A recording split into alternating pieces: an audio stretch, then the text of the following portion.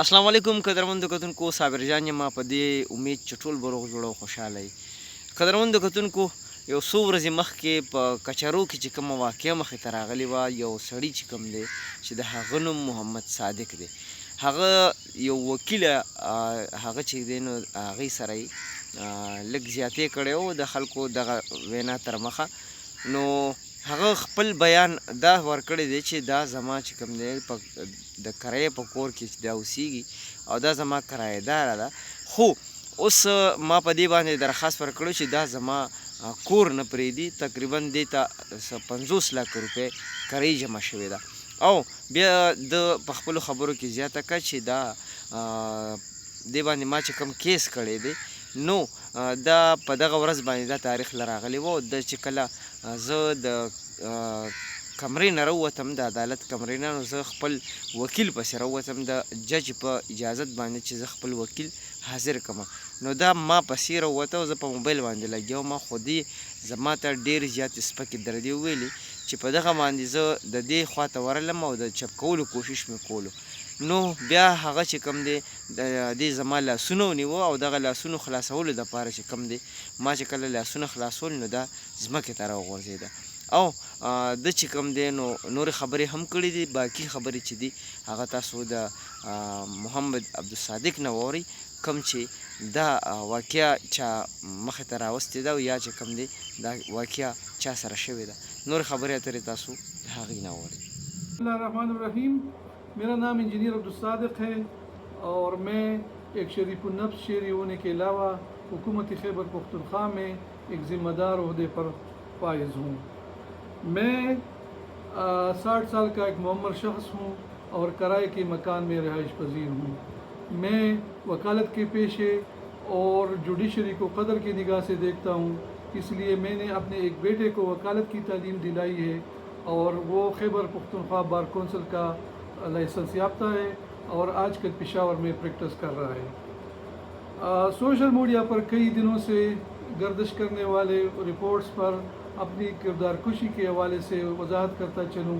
کہ مسمات مدیحہ پرویز بشمول اس کی والدہ اور بڑی بہن میرے مکان واقع پستہ اعتباد میں کرایہ دار کی حیثیت سے 2016 سے رہ رہے ہیں. اپنی ذاتی استعمال کے لیے مکان خالی نہ کرنے کی وجہ سے میں نے ان کے خلاف بے دخلی کا مقدمہ عدالت میں گزارا تھا، جو کہ ہمارے حق میں ڈکری ہوا ہے اور 2018 سے آج تک اس کے دن میں تقریباً 50 لاکھ کا کرایہ واجب الادا ہے. مدیحہ پرویز اور اس کی والدہ نے ان فیصلوں کے خلاف عدالت سے جج میں اپیلیں دائر کی ہیں، جس میں 23/6/2024 کو تاریخ پیشی مقرر تھی. پیشی کے دوران مدیحہ پرویز نے میرے ساتھ شدید بدتمیزی کی اور جج صاحب کی سے اجازت لے کر میں اپنے وکیل کو بلانے کے لیے کمرہ عدالت سے باہر آیا اور میں اس کو فون کرنے لگا کہ اسی دوران مدیحہ پرویز کمرہ عدالت سے باہر آ کر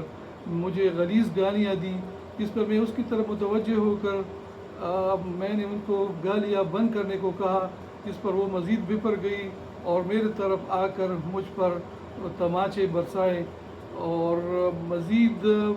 بیزت سے بچنے کے لیے میں نے اپنے ہاتھ آگے کیے، جس سے وہ میرے ہاتھ اس نے پکڑ لیے اور اپنے ہاتھوں کو چھڑانے کے لیے میں نے اس کو آگے جھٹک دیا، جس سے وہ زمین پر گر گئی. مدیحہ پرویز میرے بچوں کی عمر کی ہے اور ان کو زد و کوب کرنے، گالیاں دینے یا ہیرس کرنے کا تو میں سوچ ہی نہیں سکتا. البتہ وہ میری شرافت کا ناجائزہ فائدہ اٹھاتے ہوئے ان مقدمات کو 10 سال سے غیر ضروری طور پر لمبا کھینچ رہی ہے اور اس کے علاوہ وہ مجھے کئی لوگوں کے ذریعے انہوں نے فون کال سے اور دیگر ذرائع سے جان سے مارنے کی کئی ساری دھمکیاں بھی دی ہے. اس کے خلاف میں نے تھانہ اعتباد میں رپورٹ بھی درج کروائی تھی، جس کی کاپی میرے ساتھ موجود ہے اور فون کالز کی ریکارڈنگ بھی میرے ساتھ محفوظ ہے. مدیحہ پرویز زیر التوا مقدمات میں محض ایک فریق مقدمہ کی حیثیت سے پیش ہو رہی ہے، نہ کہ وکیل کی حیثیت سے، اور اسی غلط فہمی پر وکلاء برادری کو جو صدمہ پہنچا ہے اس کے لیے میں تہ دل سے معذرت خواہ ہوں.